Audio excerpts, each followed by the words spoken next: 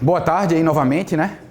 Depois das palavras aí do professor Helder, eu vou falar um pouquinho para vocês também, certo? Vamos começar, acho que para cá fica melhor, né?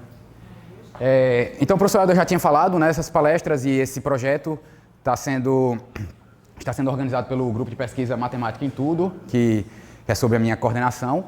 Ele falou que não fazia parte, né? Mas nem por isso não se sinta convidado, certo? Venha participar conosco. E para os discentes também que queiram participar, pode entrar em contato aí comigo depois e ver como é que a gente trabalha, né? E sintam-se à vontade para participar também, certo? No momento, nossa maior atividade é organizar esses encontros, certo? Então, o nosso projeto é o ciclo de palestras Matemática em Movimento.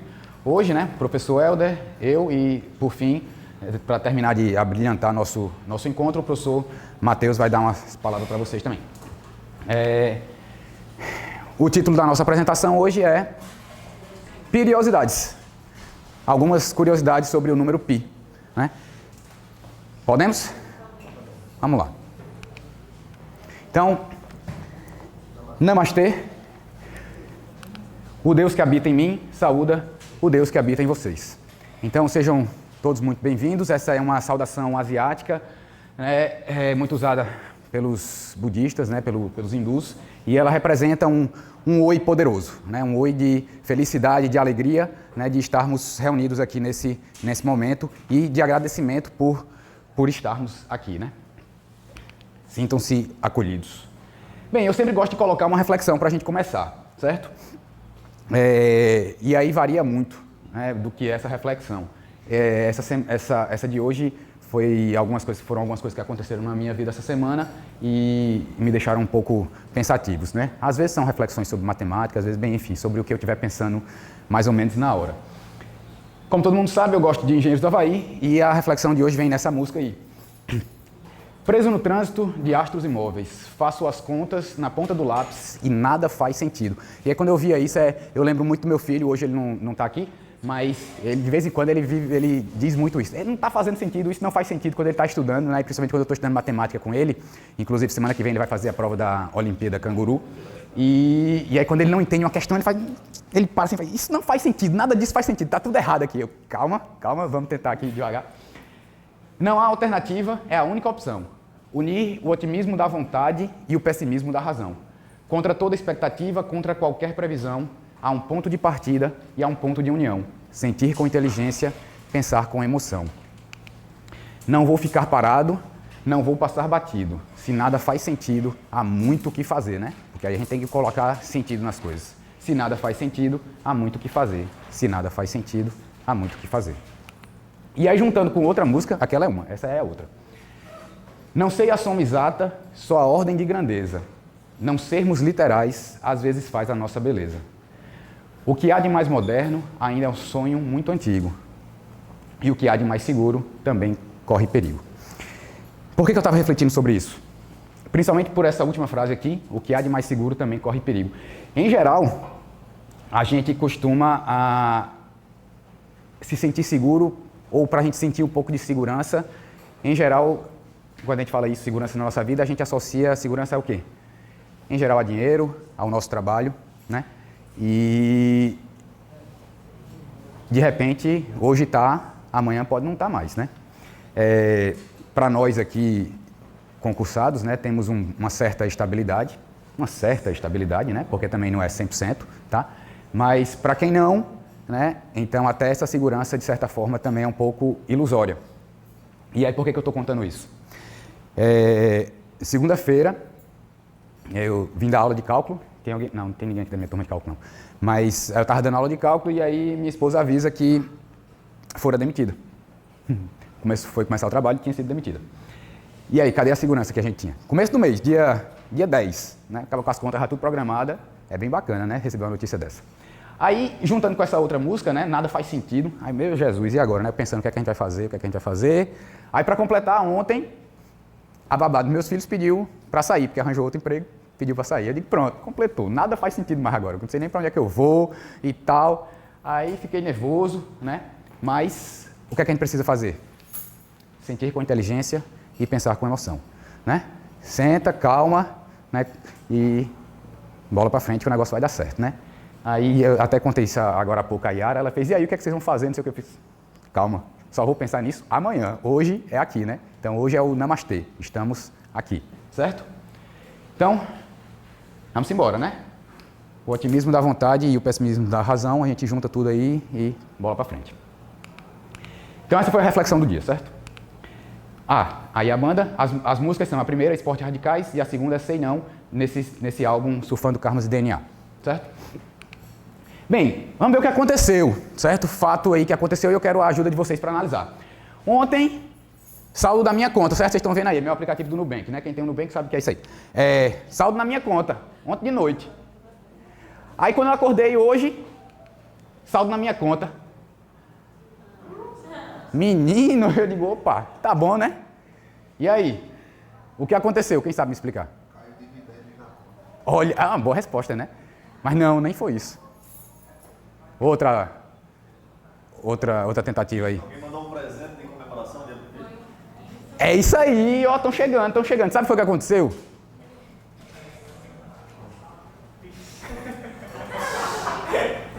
Eu recebi um Pix, né? Ok? Né? Vamos lá. É sério isso? Vocês acham que aconteceu isso de ontem para hoje?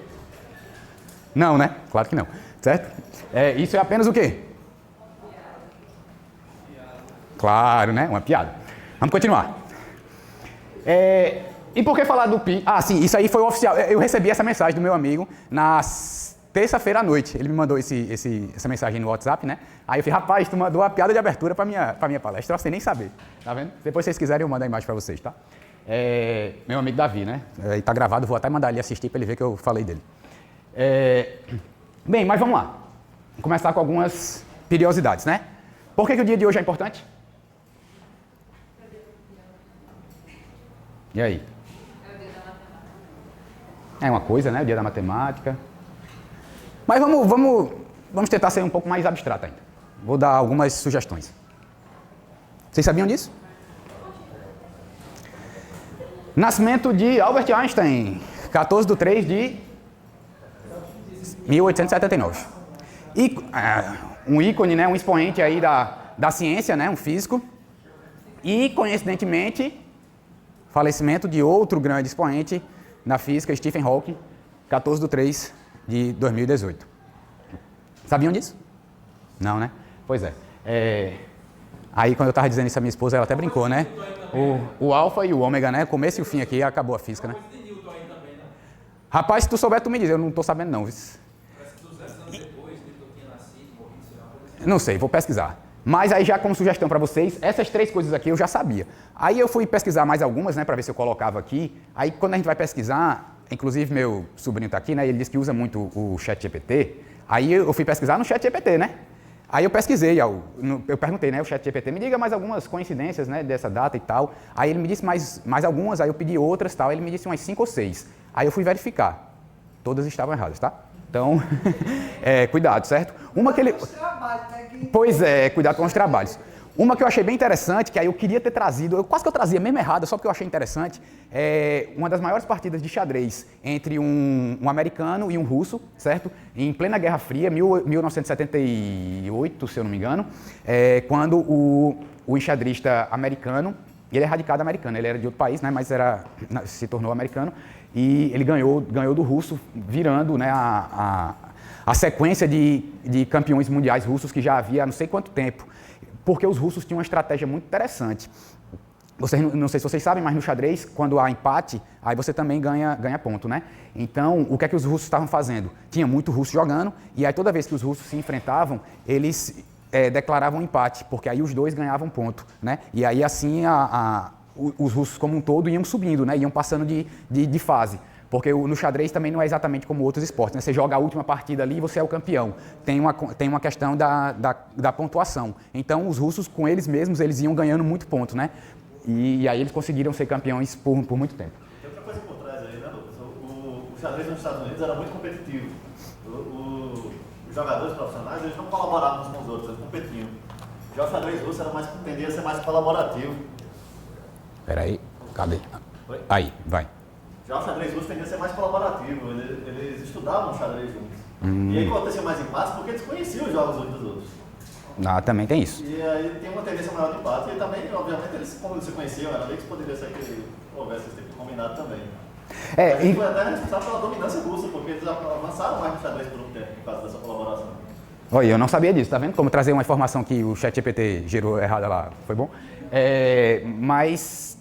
Eu tô falando isso porque o americano, eu esqueci o nome dele, certo? Mas o americano, ele escreveu um artigo falando sobre isso e criticando os russos e tal, por causa dessa estratégia que eles estavam usando. Eu acho que é Bob Fischer, o nome do americano, e o russo é alguma coisa Spy Sky, alguma coisa assim, o sobrenome do cara, certo? E aí uma terceira curiosidade, né?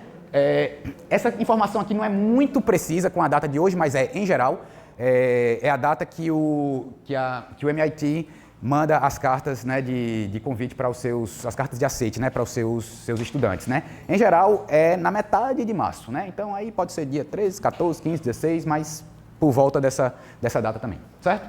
Então aí algumas curiosidades do porquê essa data de hoje é importante. Mas agora uma pergunta mais específica. Por que a data de hoje é importante para você? Você, qualquer um de vocês, né, que queira responder. E aí?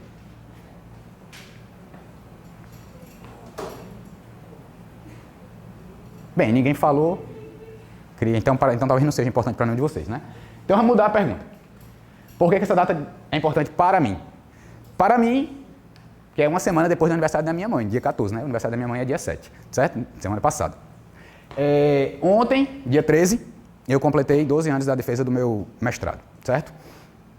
E também é aniversário do meu amigo Klaus, e aí... Ainda bem que ela não está aqui agora, mas aí, no dia do aniversário desse meu amigo, eu estava lá na casa dele e foi através dele lá que eu...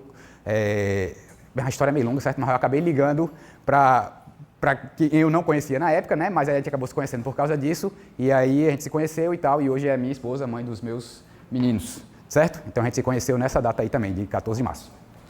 Conheceu pelo telefone, né? Então pronto, essa data é importante para mim por causa disso. E por que é importante para matemática? Aí vocês sabem responder, sabe? Danado, pois é, né? Por causa do dia do Pi. Então vamos lá. Mas vocês sabem a história do dia do Pi?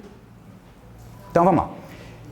Palácio da Descoberta, também conhecido como Museu da Ciência, certo? Ele foi idealizado por Jean Perrin, foi um físico e vencedor de um prêmio Nobel, e tem 25 mil metros quadrados, né, lá em Paris, e foi pensado e projetado a partir de 1934, começou a sua construção em 35 e terminou em 37. Ele era para ser um museu de mostras, como é que diz?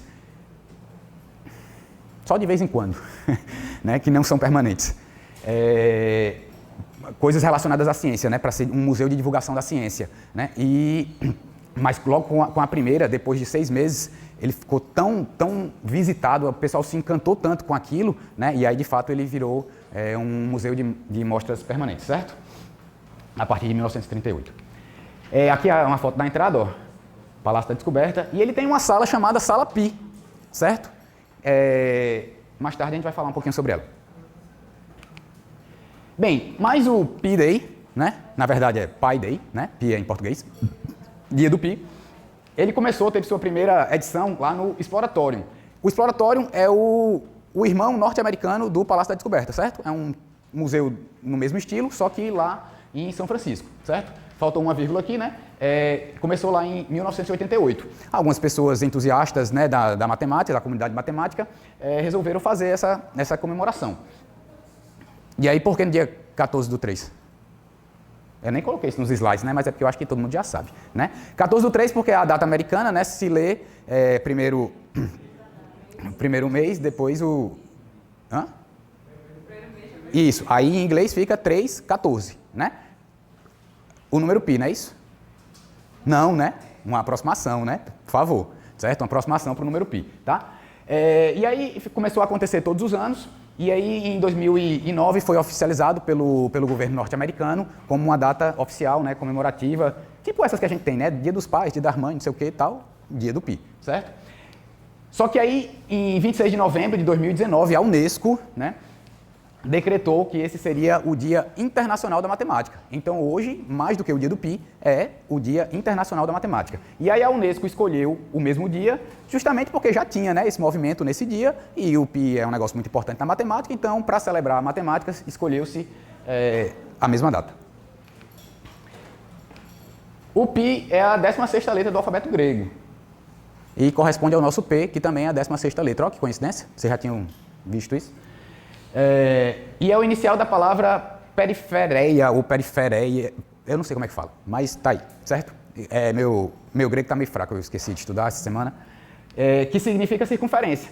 E foi usado pela primeira vez, né, o símbolo Pi, por esse carinha aqui, William Jones, no seu livro New Introduction to the Mathematics, no século XVIII, certo? Ele era um cara que dava aulas em umas universidades. Eu não sei nem se a gente pode chamar de universidade, o texto que apresenta isso te chama de universidade, mas eu não sei se é no mesmo sentido que a gente usa a universidade hoje. Mas eles chamavam Penny University, porque eles pagavam com penny, né, a moeda. O cara pagava muito pouco, né, para o cara ir lá e dar uma aula, né, não era um curso longo. O cara chegava e dava Hoje o que a gente chama de palestra, né, era como se fossem as aulas lá, né, nessa época aí. O cara chegava, juntava uma galera lá, entrava, e cada um pagava um penny, e o cara dava uma aula ali de 2, 3, 4 horas, acabou, ia-se embora, não tinha contrato, né? Era esse tipo de aula. Então, esse William Jones era um desses caras que vivia dessa maneira, né? Professor nesse tipo de universidade.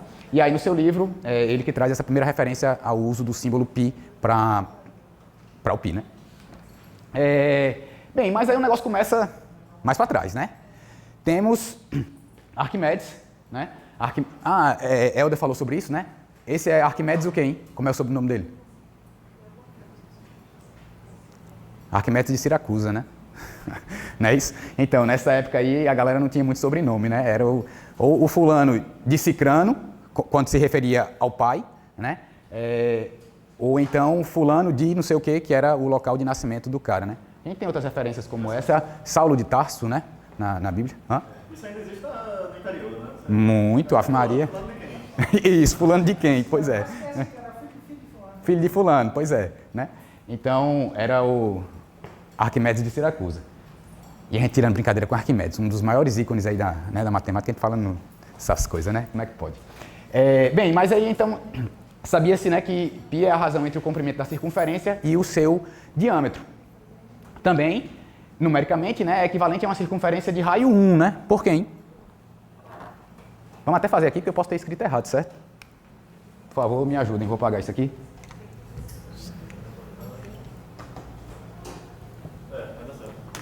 Vamos lá. Qual é o comprimento da... Dá para ver? Se eu escrever aqui, dá para todo mundo ver? A câmera pega aqui também? Então, beleza. Então, qual é a fórmula do comprimento de uma circunferência? E qual é a fórmula da área? Tá. Então, se o raio é 1, né? Se R igual a 1, a área é π, né? Π. Se diâmetro é 2R, né? Então, se D, que é 2R, igual a 1, então o comprimento da circunferência é π, né? Tá ok aí as contas? Tá. Esquece disso não, porque a gente vai precisar desse fato lá no final, certo? Mas aí Arquimedes foi um cara que conseguiu um valor aproximado para π, assim, cara, olha a época, hein? Olha a época aqui, viu? Ele não tinha calculadora, não tinha nada para ajudar, né? Ele conseguiu encontrar um valor aproximado, né? Ele estimou que π estaria entre 3,1408 e 3,1428. Uma boa aproximação, né? Se eu não me engano, isso aí dá um erro de 0,03%, algo dessa ordem aí, certo? E o método que ele usou foi o método da exaustão com polígonos inscritos e circunscritos. Todo mundo sabe como é isso aí? Vou fazer igual a Eda agora, ficar perguntando. Quem sabe como é esse método aí que ele usou? Ismael, vocês estão brincando? Peraí, vocês estão brincando comigo? Não, porque... Vamos ver, hein? Se prepara. Ó, já estudaram com Yara, né? Vamos ver. Quem sabe desse método da exaustão através de polígonos inscritos e circunscritos que Arquimedes utilizou para calcular o valor aproximado para π? Homem, minta agora, pelo menos para satisfazer aqui, rapaz. Vá, homem. A primeira aula de cálculo, o professor Lucas ele fez isso aí. Ele explicou que era integral usando essa parada aí. O outro professor Lucas, né? Foi eu. Eu vou pedir abertura de períodos, isso vai Rapaz, Eu não devia ter falado isso não, né? a gente fez essa atividade em sala de aula. Eu acredito. Tá vendo? Vamos fazer de novo. A mata circunscrita é quando você vai aumentando a quantidade dos polígonos para se aproximar da circunferência. Isso, olha aí. Me orientando, tá vendo, TCC? Olha aí. Ó, e outra coisa, viu, Lucas? Ah, pega o microfone aqui, pega o microfone aqui. Senão não vai sair na gravação. Deixa eu ver se tá. Aí, vai. E sempre falo em sala de aula que, assim, no ensino médio, eu nunca dei, no primeiro dia de aula, que a gente vai falar de comprimento ou de área, né, as medidas de objetos circulares, eu nunca dei o valor de custo.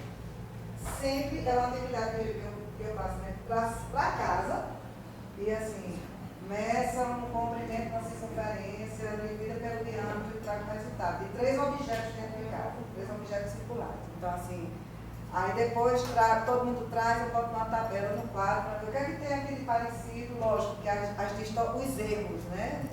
De medida, do aparelho de medida. Um aceito, mas aí até que alguém diga, é tudo próximo de 3. Aí a gente começa a discutir para ver assim, que não é assim não é um número que geralmente as pessoas têm essa ideia, que a Arquimedes amanheceu um dia, com humor, aí diz assim, né? Que o valor de é tanto. Essas histórias da matemática são muito interessantes, igual a de Newton, né? A maçã caiu na cabeça de Newton e ele teve a ideia da gravidade, né? Meu amigo, você souber o quanto o cabo ralou e estudou fazer aquilo. Ai, ai. Bem, depois desse puxão de orelha, né? Vamos continuar. Bem, mas o método de exaustão através da aproximação por polígonos inscritos e circunscritos é o seguinte. Você tem a circunferência, né? E a gente coloca um polígono inscrito está dentro, né? E circunscrito está fora. Um polígono, cada vez que você vai fazer isso, o polígono inscrito e circunscrito é o mesmo, certo? É a mesma quantidade de lados. Então aqui a gente começou com n igual a 4, né? Ó. E o que é que a gente sabe? Circunferência aqui eu estou usando esse termo como o tamanho da borda aqui, né? Certo? Do círculo, tá? Vocês sabem que essas nomenclaturas variam muito, né? Então vamos deixar claro aqui o que é que a gente está falando. Então, esse comprimento aqui é menor do que esse de fora, porém é maior do que esse de dentro. Não é isso? Aí você faz a conta, tomando aqui o lado do quadrado, né, aqui como unidade. Então, isso aqui é 1, 2, 3, 4, dá 4. O comprimento aqui o perímetro, né? Vamos chamar de comprimento também, certo? O comprimento do quadrado, 4. E o do interno aqui, você faz a conta também, vai encontrar um valor. E aí, você sabe que o comprimento da circunferência está entre esses dois valores, né? Mas aí você começa a aumentar a quantidade de lados. E qual é a ideia aqui? É que cada vez mais, quanto maior a quantidade de lados, o polígono se parece cada vez mais com a circunferência, né? Então, a gente começa a ter uma aproximação melhor para o valor, né, do comprimento da nossa circunferência, certo? Mas o interessante aqui é como o cara fez isso.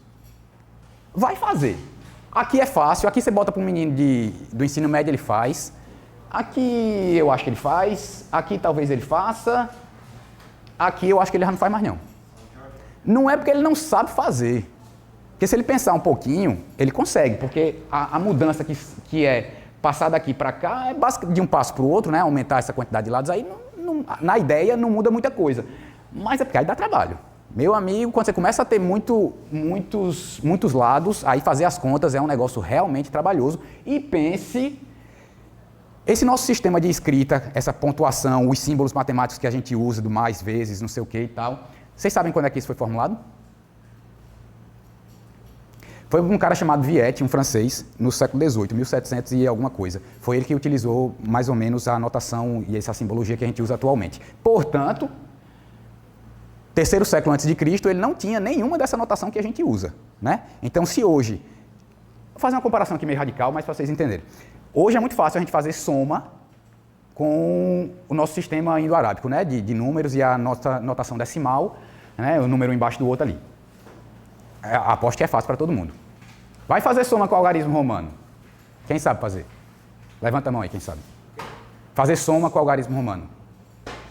Sabe não, né? Eu também não sei não. O que é que a gente faz? A gente converte... Olha aí. Então, mas é mais ou menos nessa ideia que eu vou chegar. O que é que a gente faz quando precisa somar algarismo romano? A gente converte para o decimal, aí faz a soma e depois volta para o romano, né? Não, não é isso que eu quero. Na época que os romanos tinham os números dele lá, não tinha o nosso, né? Então ele não podia fazer essa conversão. Então como é que faz?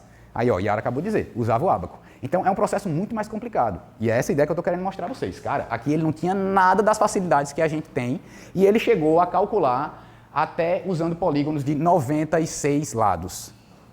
Outra coisa também é porque ele não tinha TikTok, Facebook, né, perturbando a vida dele, né? Ele não tinha o que fazer, aí ficava lá fazendo conta o dia todinho, certo? Mas dá trabalho, tá? Que mais?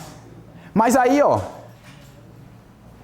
quando a gente fala em pi, a gente tem em inglês, né, pi. E aí por que eu estou falando isso aqui? Porque do inglês, né, significa torta e é a ideia de redondo, né? Então, a partir dessas, a ideia do pi vem a partir da circunferência, né? Não é só isso, né? Depois que a matemática evoluiu bastante, a gente sabe que o pi é encontrado, cara, em tudo que é área que você quiser, né? Estatística, álgebra, teoria dos números, o que danado você quiser, em qualquer área da matemática, análise, cálculo, né? O que você quiser, vai aparecer o pi. Mas inicialmente ela está associada, né, o pi está associado com coisas redondas, né? Ok? Aí temos mais uma piada, só que essa é em inglês, né? E aí? Quem sabe ler... porque já me ensinaram que a gente não deve contar piada, né? Não deve explicar a piada, porque senão perde a graça. Então eu vou dar 10 segundos aí para vocês lerem, quem sabe inglês, aí pode começar a rir depois, tá? Quem não sabe, ri também, só para fingir, certo? Para ficar bacana aqui na gravação, certo? Um confeiteiro e um matemático estão conversando, né? Aí o confeiteiro fala, I bet you don't know anything about pie. Lembrando que pie tem os dois, né? A pronúncia é tanto para pi, né? Para o nosso pi em português, quanto para torta, né? Aí o matemático, you're completely wrong. I do. Pi r square. Aí o confeiteiro, I told you, you're wrong. Pies are round. Aí os dois começam a rir, certo? Entenderam? Riam, tá? Ok, obrigado. Porque essa expressão aqui é o quê, hein? A gente acabou de colocar aqui, né? A forma da área da circunferência. Mas lê, em inglês, lê pi r square. Só que square é quadrado, né? E pi é torta. Então, quando você traduz isso aqui, é o quê? Tortas são quadradas. Aí por isso que o confeiteiro tira a onda do matemático, né? Porque ele diz, você não sabe nada sobre tortas, né? O confeiteiro. Mas aí o matemático está pensando que ele está perguntando sobre o pi, né? Aí o cara diz, você está errado, eu sei sim. Pi r quadrado, né? Falou a fórmula da circunferência. Aí o cara, tá vendo, você está errado. Tortas não são quadradas, tortas são redondas, certo? Por causa da brincadeira aí da pronúncia. Mas aí uma curiosidade interessante, essa eu não sei se vocês sabiam, não é mentira minha, tá? Podem pesquisar de verdade aí, tem várias referências, eu trouxe 3 livros que falam sobre isso, tem no Google, onde vocês quiserem. No estado de Indiana, 1897, lá nos Estados Unidos, chamada Pie Bill, foi um projeto de lei. Já ouviram falar dele? Não? Já? Uma galera muito sabida lá, muito matematicamente competente, resolveu, né, esse cara aqui, o Edward J. Goodwin, queria resolver o problema da quadratura do círculo, a gente vai falar sobre ele mais pra frente, por isso que eu disse para vocês lembrarem desse negócio. E aí ele disse que descobriu, fez a brilhante descoberta que π valia, tá aqui, ó, no documento que ele manda para eu vou chamar de Senado, certo? Porque os americanos lá têm, né, eu não sei exatamente como são esses termos, mas o pessoal lá que administra, né, o estado lá, né, de Indiana. Ele mandou, tem várias coisas, né, o artigo completo dele. Uma delas é isso aqui, que é o que interessa pra gente. O quarto fato importante de que a proporção entre a circunferência e o diâmetro, o que é a proporção entre a circunferência e o diâmetro? É o π, né? É de 4 para 5 quartos. Portanto, π ele acabou de definir, né?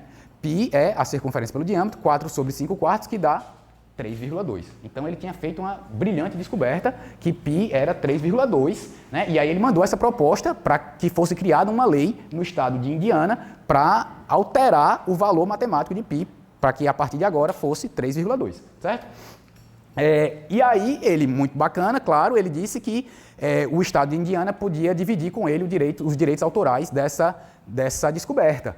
Os outros estados que quisessem usar esse valor, né, nas suas escolas teriam que pagar os direitos autorais a eles, e as escolas estaduais lá, né, não sei como é que chama, estadual, né, mas as escolas públicas lá de Indiana poderiam usar esse fato sem ter que pagar, né, para ele.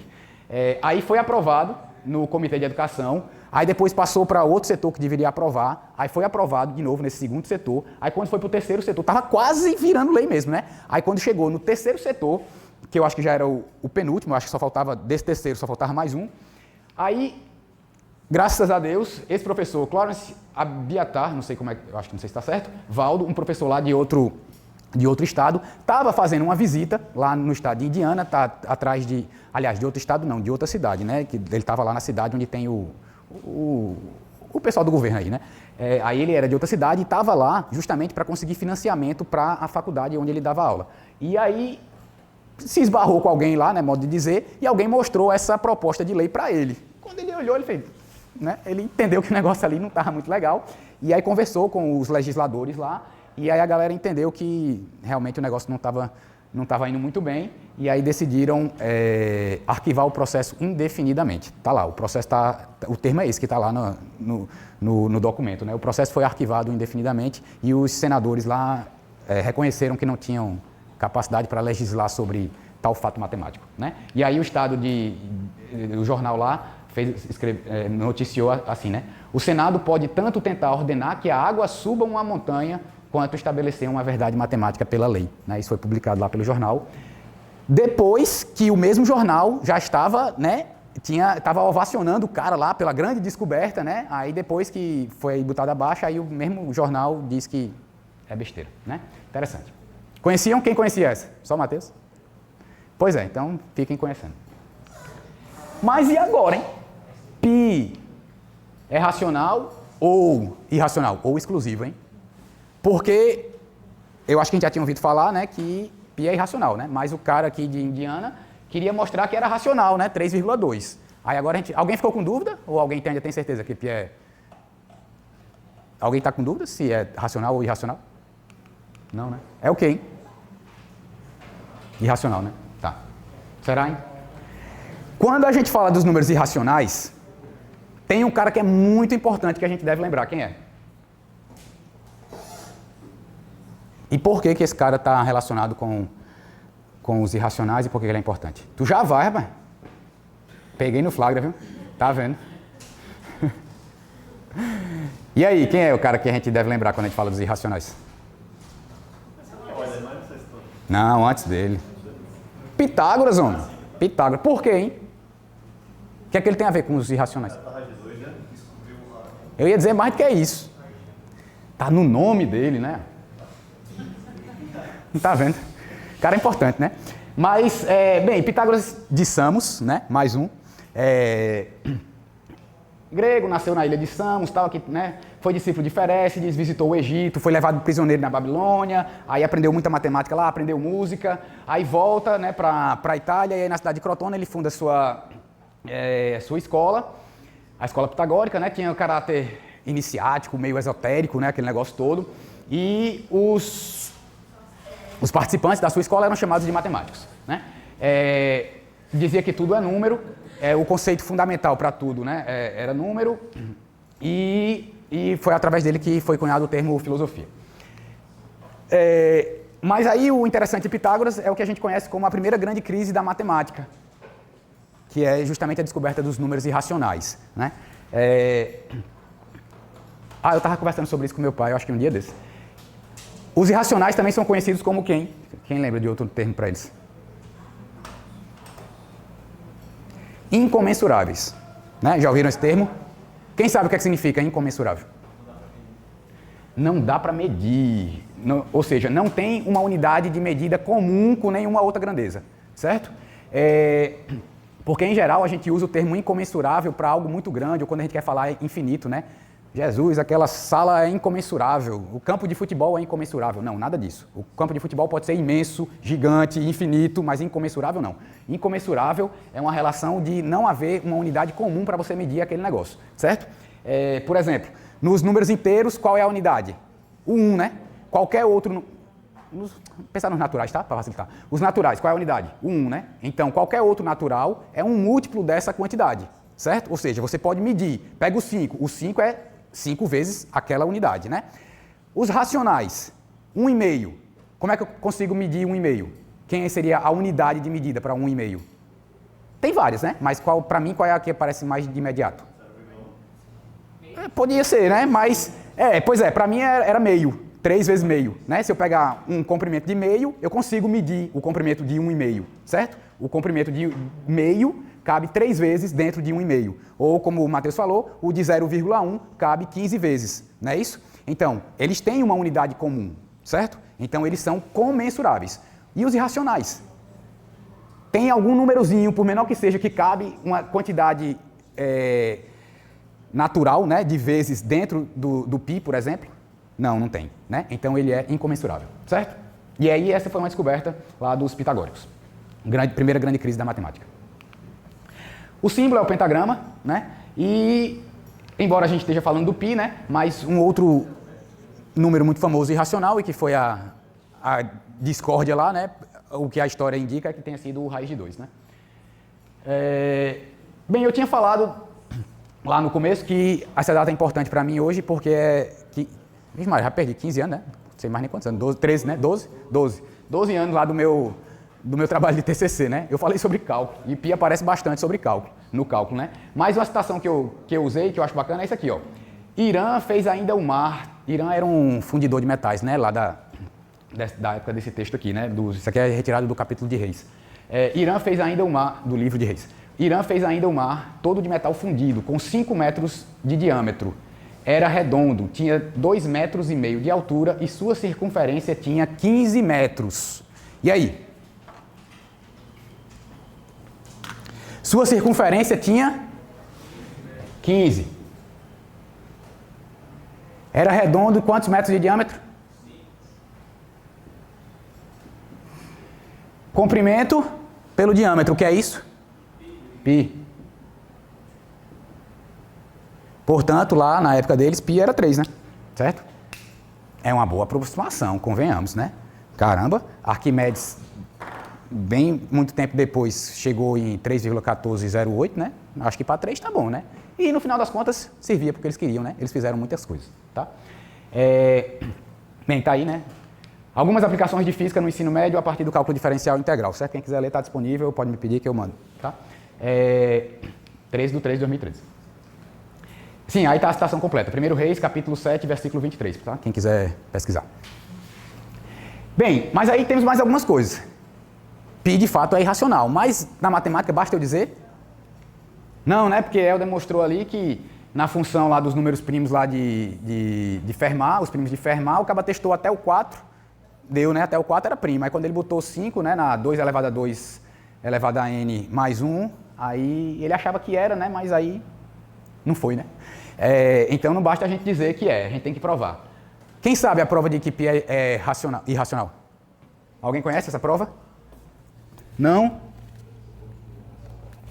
Então eu indico para vocês esse livro aqui, certo? Números reais e números irracionais e transcendentes do Jairo Guedes, coleção SBN. Muito bom. São só umas 10 páginas essa prova, certo? Com a matemáticazinha bem facinho de entender. Foi provado aí pelo J.H. Lambert, certo? Eu botei essas duas datas aqui porque eu procurei algumas fontes e elas divergiram aí na data, certo? No livro aqui que eu mostrei a vocês é essa, de 1761, e no outro eu encontrei 1770. Enfim, século XVIII, tá? Usando frações contínuas. Daqui a pouco a gente vai ver um exemplo de fração contínua. Mas aí ele foi usado, né, por muito tempo para calcular... Sim, a gente tem várias fórmulas, né, para calcular π. Calcular π, quando a gente diz calcular π, significa calcular as casas decimais de π, né, que a gente queira, certo? São fórmulas infinitas, né? E uma vez que π é irracional, então sua expansão em casas decimais é infinita, né? Se acabasse uma determinada quantidade finita de casas decimais, ele não seria irracional, né? Seria um racional, né? Você poderia escrevê-lo na forma de fração, ou se existir uma parte periódica também, né? Vamos ver algumas dessas fórmulas. Aqui, Viette, ó, o cara que eu falei dos símbolos matemáticos, certo? Eu falei século XVIII, não foi? Errei, século XVI. Ou eu tinha falado 16 mesmo? Não sei. Está gravado, depois a gente verifica. Viette, em 1593, conseguiu essa fórmula aí, ó, 2 sobre π igual essa expansão infinita aí, certo? Não, mas aí não está o valor de π. Não, mas aí, cara, faz uma algebrazinha aí, né, e você chega no valor de π aí, certo? Tô brincando, não é tão simples assim não, né? Vai fazer aí. Mas dá para fazer, né? Aí aqui, John Wallis, em 1655, pouquinho depois, também aqui está ao contrário, né? Aqui é 2 sobre π, tá? Não está errado não, certo? É isso mesmo, é 2 sobre π e aqui é π sobre 2, né? Descobriu essa outra expansão infinita aí para π. Aí temos James Gregory e Leibniz aqui, ó, em 1675, π sobre 4 igual a essa aí. Essa aí eu acho que todo mundo conhece, né? Que vai alternando os positivos e os negativos e a fração vai aumentando o denominador sempre nos números ímpares, né? Começa aqui no 1, aí 3, 5, 7, 9 e o numerador sempre é 1, certo? Então, e como é que eu faço para aumentar a quantidade de casas de π que eu quiser? Aumenta a quantidade de termos, né? Então você vai aumentando a quantidade de termos e vai aumentando a quantidade de casas. E isso para onde? Aonde você quiser. Quando sua mão cansar de escrever, aí você para. Aí esse carinha aqui, Lord Broncker, eu não sei como é que pronuncia, usou uma fração contínua também infinita para calcular π. Ó. Aqui o cara usou para demonstrar. Não foi a mesma, tá? Mas ele usou a ideia de frações contínuas. Como eu falei, aqui são umas 10 páginas mesmo de demonstração, eu não trouxe, certo? Até porque, para ser bem sincero, eu também não entendi não, é um negócio bem difícil, tá? Mas depois eu ainda vou mostrar algo mais difícil ainda. Mas tá aí, ó, um negócio de fração contínua é isso, ó, porque as frações vão aumentando aqui infinitamente, certo? A de Euler, né, essa aqui é clássica, né, π ao quadrado sobre 6, eu devia ter escrito a forma de fração mesmo aqui, né, mas vocês estão vendo que é a soma dos inversos dos quadrados, né, dos números, certo? 1 sobre 1, mais 1 sobre 4, mais 1 sobre 9, mais 1 sobre 16, mais 1 sobre 25 e aí vai, certo? Então, você consegue também encontrar o valor de π com a aproximação que você quiser. Mas e por que essas fórmulas são importantes? Helder falou agora há pouco, né, sobre processamento nos computadores para os números primos, com a criptografia e tal. Essas fórmulas são importantes. Porque é o seguinte, você saber hoje em dia π com 1 milhão de casas, ou 2 milhões de casas, ou 1 trilhão de casas, não faz a menor diferença para nenhuma das contas práticas que a gente usa. Por isso que, em geral, a gente usar que π é igual a 3,14, ou a gente usar a aproximação, né, para 3,14, serve para 99% das aplicações que a gente vai usar, certo? A gente, que eu digo, nós aqui, meros mortais, tá? Agora, se o cara vai mandar uma sonda lá para Marte, aí ele precisa de uma aproximação um pouquinho melhor, né? Porque um errozinho lá de 1 grau no ângulo de lançamento, aí em vez de acertar Marte, ele manda um negócio lá para a constelação de Andrômeda, né? Aí não dá certo. Mas... pouco, né? Eu vi uma informação, acho que são 20 casas de π, é suficiente para calcular a circunferência do universo com a massa de erro de um átomo de hidrogênio. Só com 20 casas. Eu já tinha visto algo parecido, não me lembrava não, mas Então, essa coisa de 1 milhão de casas é mais pela capacidade computacional mesmo, você vê até onde você vai, né? Até você consegue ir, né? Exatamente, essa é a ideia, né? Então, como o Matheus está dizendo aí, até 20 casas é mais do que suficiente para qualquer aplicação que você vai fazer dentro desse universo. Mas aí por que a gente usa isso? É para fazer disputa entre computadores, né? Qual é o computador que consegue processar mais rápido? Aí você manda os dois rodarem a mesma forma e quem chegar em primeiro em 1 milhão de casas, ganha. Pronto, aí você vai ver que a diferença entre eles foi meio milésimo de segundo. Também uma diferença, assim, que vai fazer diferença na sua vida, né? Mas é isso aí, tá? E tá aí a Sala π, que eu falei lá no começo do Museu da Ciência lá, né? Do Palácio da Descoberta. A Sala π, ó, ela está arrodeada, é uma sala redonda, né? E ela começa aqui, é porque a foto não está muito boa, né? Mas depois vocês procuram aí no Google, tá? Mas começa aqui, né? 3,14 e tal, e começa aí na parede todinha, né? Vai girando, e ela tem exatamente 707 casas decimais. Em homenagem ao rapaz aqui, ó, William Shanks, que foi o cara que primeiro conseguiu encontrar, né, essa quantidade de casas decimais para π, aqui em 1874, né, ele bateu o recorde em 1874, usando a fórmula de McKean. Π sobre 4 igual a 4, arco, aqui o cotangente, eu não lembro se é arco, bem, a função inversa da cotangente, arco cotangente, né, de 5 menos o arco cotangente de 239, certo? Por quê?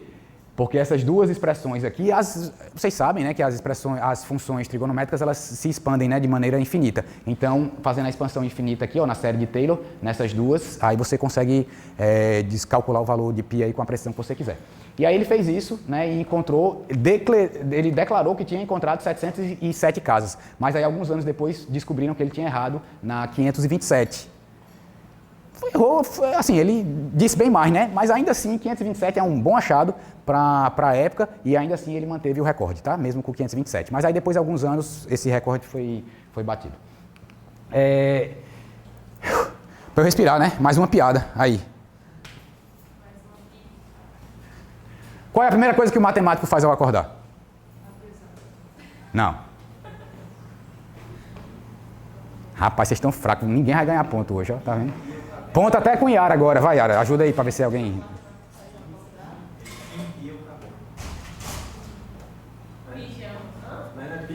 Ah, ele troca o pijama. Faltou a parte, certo? E por que o matemático gosta de comida baiana? Isso, porque tem muita pimenta. Certo?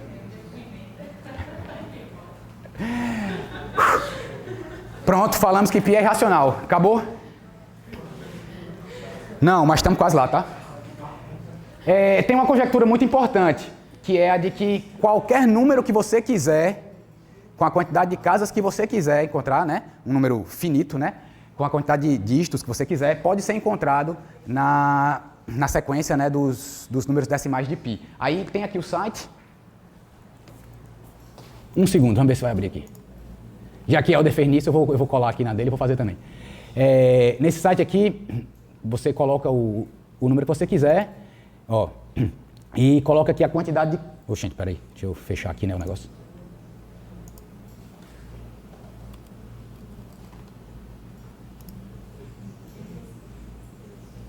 Pronto, tá aí nesse site, você coloca o valor que você quer encontrar. Vai, Emily, tua data de aniversário, vamos procurar aqui. 08 do... Eita, peraí que não pegou não. 8/11 do ano? 2001. Pronto. Estão vendo aí, né? Eu botei aqui, 8/11 de 2001. Aí aqui você coloca a quantidade de casas decimais que você quer que ele procure, né? Esse número aí eu acho que é o número máximo. Aí manda pesquisar, encontrou, ó. 8/11 de 2001 foi encontrada nessa posição aqui, ó. 19 milhões, né? 1.976.639. A partir dessa casa decimal aí, você encontra a sua sequência do seu aniversário aí. Ok? Sabiam disso? Já tinham visto esse negócio? Pronto, bacana. Então vamos voltar. Oxi, cadê? Era aqui, né? Onde é que eu tava? Estamos acabando. Aqui. Pronto. Bem, aí eu coloquei aqui a data de hoje, né? O 14/3/2025, ele encontrou nessa posição aí, 72 milhões, né? 734.798. Certo? Tá aqui, ó. 14/3/2025, encontrado nessa posição aí. Pronto, mas aí pra gente terminar, lá no começo eu falei, quem estava falando sobre o Goodwin lá, né, o cara que propôs a lei lá nos Estados Unidos, ele queria resolver o problema da quadratura do círculo, que é um dos problemas mais antigos da história, e muitas civilizações tentaram, e ainda tem gente, por mais incrível que pareça, ainda tem gente tentando até hoje, certo? Helder falou várias vezes aí, né, problemas que dão tese de doutorado, né? Tenta resolver esse problema aí. Porque já foi demonstrado impossível, né? Mas vamos ver o porquê. Mas primeira coisa, vocês sabem qual é o problema da quadratura do círculo? Não? Quem sabe? Ninguém, né? Tá. Quadratura do círculo é o seguinte, era um problema muito... Esses problemas de quadratura, problemas da geometria grega, né? Da Grécia clássica. Porque quando a gente tem que contextualizar as coisas, né? Quando a gente está falando da Grécia clássica e a gente usa o termo matemática, basicamente tudo lá na matemática se resumia à geometria, certo? Claro que aí depois com os trabalhos de Euclides, como o Helder falou aqui, ele começa a compilar os conhecimentos, né, que ele conseguiu arranjar disponíveis em toda a região, e aí começa a aparecer a parte das teorias dos números, né, mas o foco ainda, o principal da geometria grega é geometria. E aí quando a gente diz resolver um problema geométrico à moda grega, é utilizando apenas dois instrumentos, compasso e uma régua sem marcação, tá? Pedaço de coisa lá, ou seja, o instrumento régua não vai servir para medir, vai servir só para você traçar a linha, tá? Então o problema da quadratura do círculo é o seguinte, é você construir um quadrado, por isso que é quadratura, você vai construir um quadrado cuja área seja igual à de um círculo, certo? Essa é a ideia, tá? Então, por isso que eu falei disso aqui, ó. Cadê? A gente vai tomar um círculo de raio 1, e aí qual é a área desse círculo? Π. Então, a ideia da quadratura do círculo é construir o quê? Um quadrado cuja área seja π, certo? Tá todo mundo acompanhando aí? Mas construir como? É muito fácil, né? Aqui, hoje em dia a gente faz assim, né? Faz assim, aí bota aqui, se eu quero que a área seja π, eu boto esse lado vale raiz de π, esse lado vale raiz de π, né? Aí quando eu multiplicar dá π, né? Não, mas é construir geometricamente, fazer o desenho partindo da onde? Partindo da circunferência, certo? Então ele pegava o compasso, criava lá a circunferência, né? Aí, porque todo mundo sabe usar um compasso, não sabe? Pronto, então ele abria o compasso lá, né? Tal, aí com o compasso e a régua, né? Ele pegava, digamos que está aqui, né? Ele pega 2 diâmetros, né? E aí traça as retas. Com os 2 diâmetros, ele tem o centro. Aí com o centro ele abre o compasso no ponto do centro e qualquer ponto da circunferência, então ele tem o raio, né? Então ele consegue, a partir da circunferência, medir o raio. E assim vai. Então são construções geométricas apenas com a reta, né? A régua e o compasso, tá? Sacaram a ideia, né? Então, a partir disso, ele tinha que construir um quadrado que tivesse a mesma área, e no caso aí, a gente tomando o raio como unitário, a área seria π. Todo mundo sacou o problema? Pronto. Mas aí a gente tem algumas proposições matemáticas já demonstradas, e por causa delas é que a gente esse problema já foi demonstrado ser impossível, tá? Nenhum segmento cujo comprimento seja um número transcendente pode ser construído com régua e compasso. Esse fato é demonstrado, tá? Tá nesse livrinho aqui também, certo? É fininho, mas dá um trabalho, viu, para ler? Pense. Aí agora vem a pergunta, né? O que é um número transcendente? É um número que não é algébrico. Sabiam disso? Sabia? Não, né? A maioria diz que não. Tá. Mas o que é um número algébrico, né? Então a gente vai definir o que é um número algébrico, aí se ele não for algébrico, ele é transcendente, certo? E aí lembrem-se desse fato. Nenhum segmento que seja que o comprimento seja um número transcendente pode ser construído com régua e compasso. Bem, o que é um número algébrico? Número algébrico é qualquer número que seja solução de uma equação polinomial desse tipo aqui, ó, finita, com coeficientes inteiros. E os expoentes aqui inteiros também, tá? Então, se você tem uma equação desse tipo, ou se um número é solução de qualquer equação desse tipo, então ele é chamado de algébrico. Se ele não for, aí ele não é algébrico. Aí uma pergunta, para ver se vocês estão sacando aí a ideia. Os racionais são algébricos?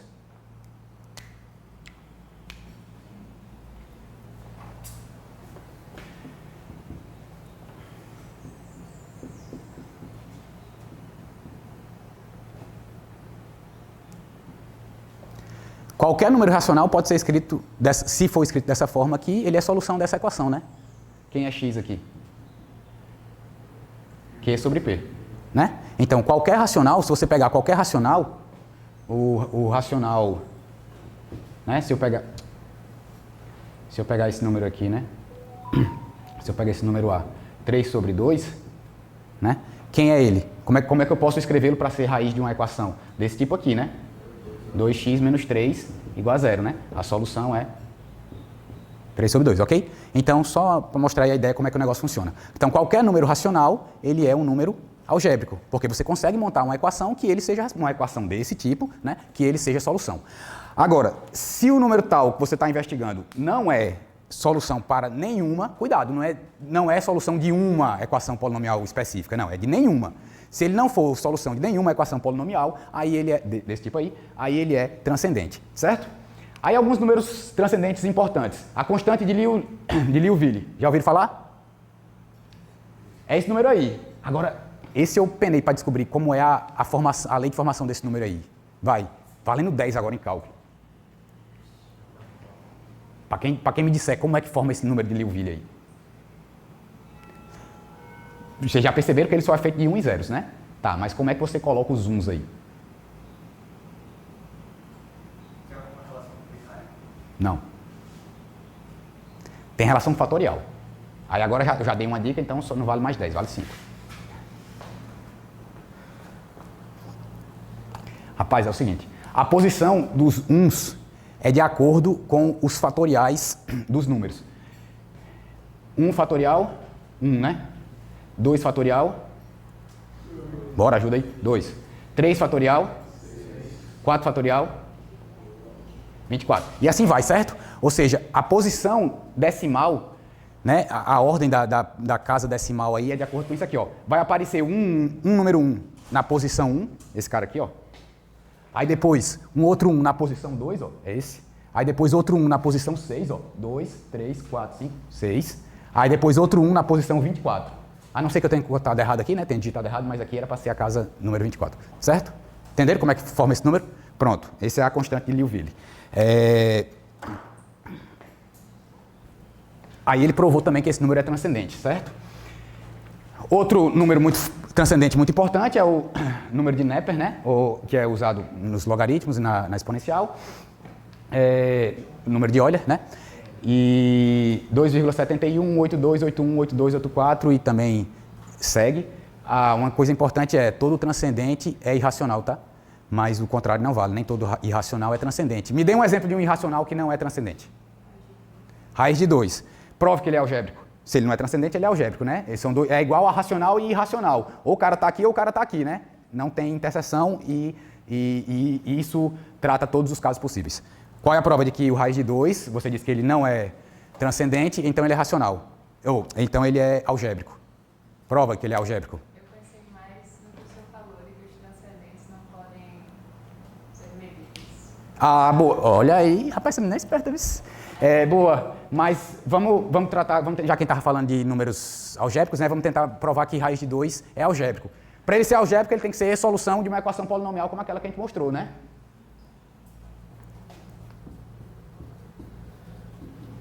Concorda que a solução dessa equação aí é raiz de 2? Pronto, então raiz de 2 é algébrico, certo? Sim, e por fim aqui o π, né? Então o π também é um número transcendente. Por que eu coloquei nessa ordem aí? Por causa das datas, certo? O primeiro a ser demonstrado transcendente foi o de Liouville, aí depois o exponencial, né? E depois o por Lindemann, em 1872. Recente, né? Na história da matemática, relativamente recente, tá? E esse aqui foi a situação que eu falei lá atrás, quando eu disse que a prova da demonstração da irracionalidade de π era difícil, daí eu disse, depois tem outra coisa mais difícil, né? A coisa mais difícil é isso aqui. Provar que um número é transcendente, meu amigo, aí é matemática braba mesmo, certo? Tá nesse livro aí também, para quem se interessar. Pronto, aí tá aí o problema da quadratura do círculo, né? A gente termina desse jeito. Se a gente tem um segmento unitário, né? Então lá na circunferência a gente pode determinar, né, que o raio é o segmento unitário, né? Você pode tomá-lo como a unidade. É possível criar qualquer segmento unitário, é possível criar com régua e compasso qualquer segmento racional e qualquer segmento de comprimento raiz de um número inteiro, certo? Então, ok? Primeiro fica com esse fato aí para a gente demonstrar que é impossível o problema da quadratura do círculo. Um surdo é um número que é da forma P mais Q raiz de A, certo? Com A inteiro, tá? Seguindo essa coisa aqui. Ou seja, um surdo é um segmento que pode ser feito com régua e compasso, ok? Por quê? Porque ele é um racional qualquer e aqui também do tipo raiz de A, ok? E aí, prova-se que os únicos segmentos que podem ser construídos com régua e compasso são do tipo surdo, ok? Só esses tipos. Oi? Se for raiz de um índice maior. Não, só raiz quadrada. Só raiz quadrada. Por isso que o problema do volume do cubo, né? Duplicação do volume do cubo, também é impossível, porque ele envolve a raiz cúbica. Aí não dá para fazer isso, certo? Pronto, com essas duas informações aí, a gente prova que os únicos segmentos que podem ser criados com régua e compasso são o quê? Números algébricos, porque são os surdos. E os surdos são os racionais, que a gente já mostrou que são algébricos, e as raízes quadradas, que a gente acabou de mostrar que são algébricos, né? Bem, tira aqui o 2 e bota um A, né? A gente faz raiz de A, qualquer A, né? Que seja. Então, isso aqui é algébrico, isso aqui é algébrico, o surdo é um algébrico. Portanto, a gente só consegue construir com régua e compasso segmentos que são algébricos. Aí agora falta juntar essas coisas e me dizer por que o problema da quadratura do círculo é impossível. Eu até já falei aqui. Se alguém entendeu o que eu falei, vai saber juntar as duas coisas e terminar. O P e o Q tinham que ser o quê? Racionais. Racionais? Lembrando que os inteiros estão dentro dos racionais, né? Ó, como eu tinha falado aqui agora há pouco.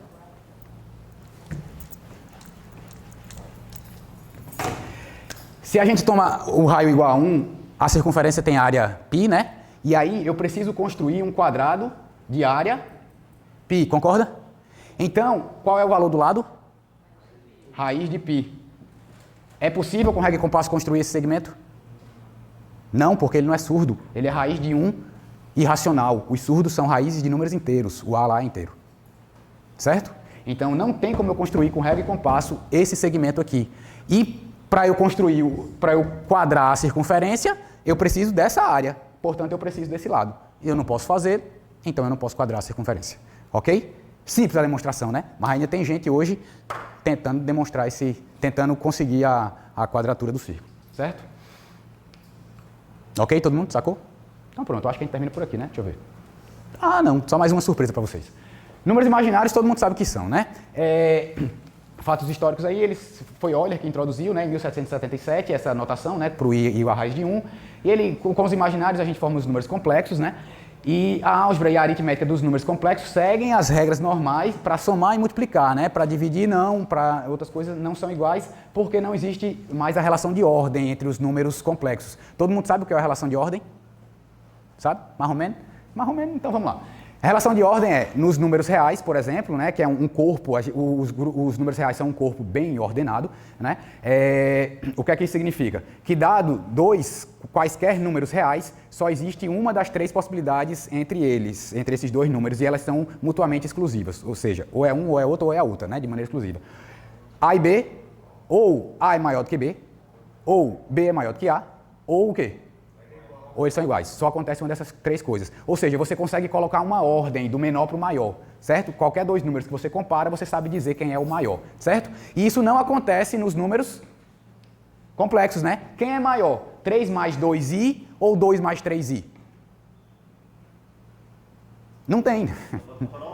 Você pode comparar o módulo, porque aí você define distância e tal, comprimento, aí você está comparando o comprimento, né, ou o módulo daquele número, não o número em si, né? E aí muda toda a brincadeira, certo? Mas depois você também pode falar sobre isso, por que que os complexos não são bem ordenados, tá? É bem interessante, porque senão dá uns problemas aí na multiplicação, se fosse, certo? Mas aí a nossa última piada, prometo, vai. Ah, vocês já sabiam, né? Qual é o único estado brasileiro que vai dos irracionais aos complexos? Ok? Mas aí, fato histórico, não sei se vocês sabiam, 13 de março de 1823, olha que coincidência, 13 de março de 1800, quase dia 14, né? Sabe o que foi que aconteceu aí, dia 13 de março de 1823? Relacionado com o Piauí, né? Senão eu não tinha botado aí, né? Essa aqui é a bandeira do Piauí, para quem não sabe, tá? Eu não sabia. Foi quando ele se tornou independente de Portugal. Portugal mandou uma expedição para cá, estava no meio daquela confusão toda, né? E mandou uma expedição para cá para defender justamente para que os estados não ficassem independentes, né? Mas aí Piauí meteu o pau lá na galera dos portugueses e juraram lealdade ao novo Brasil e se tornaram independentes, certo? Guerra de não sei o que, aí o nome da guerra eu esqueci. Eu até ia pesquisar de novo antes de vir, mas eu esqueci, tá? Então é isso aí, né? Do pi ao i, né? Dos irracionais ao complexo. Mas aí por que eu falei dos complexos e dos irracionais? Para mostrar que a entrada da sala Pi lá no Palácio da Descoberta, né, no Museu da Ciência. Olha aí que bacana. Ela usa isso aqui. Quem sabe que expressão é essa? Identidade de Euler. Uma das identidades mais brilhantes, mais bonitas da matemática. Por quê, hein? Porque usa todos os números que a gente falou, cara. O zero, cara, a descoberta, vou chamar de descoberta, certo? A descoberta do zero revolucionou a matemática. O 1 é a unidade, né? Até Pitágoras já falava do 1, que inclusive nem era número, porque era unidade, de tão belo que é. Para Pitágoras, os números são pluralidades de unidades, da unidade. Então, os números eram a partir do 2. O 1 era todo especial. Todo especial, como Helder mostrou, nem é primo, nem é composto. Né? O 1 é um bicho meio estranho. Né? Então, a gente tem os dois elementos mais importantes aqui, mais, né, marcantes, e temos aqui tudo que a gente viu. Cara, um número transcendente, um irracional e um complexo. Meu amigo, não tem uma fórmula mais bonita do que essa aí não, certo? Envolve tudo que a matemática pode fazer, certo? Então, essa é a função de Euler, né? Que relaciona aqui com o expoente imaginário, cosseno e seno. Quando a gente usa a função de Euler aqui para π, né? E elevado a πi, você faz as contas e aí você vai encontrar πi elevado a πi igual a menos 1, né? Você traz o menos 1 para cá, porque aí surge o zero, né? Senão você ficava com os negativos do lado de lá, que também não deixaria de ser bonito, porque a invenção dos negativos também é uma coisa bem bacana, certo? Dúvidas? Não? Eu sempre tenho que falar, né? Sigam, acompanhem, cadastrem-se, curtam o canal do Guga, certo? Lendo com o Gustavo. Demos uma parada, mas ele estava estudando para as Olimpíadas de Matemática, certo? Vai ser semana que vem, a Olimpíada Canguru. Torçam para que ele passe, mas a gente vai voltar a gravar os vídeos. E é isso aí. Ite missa est significa vão, vocês têm uma missão, e de proclamar a beleza da matemática para toda criatura. Todo aquele que com ela se encantar verá o mundo com outros olhos. Paráfrase de Marcos. E de proclamar o evangelho a toda criatura, todo aquele que nele crê será salvo. Muito obrigado. Namastê.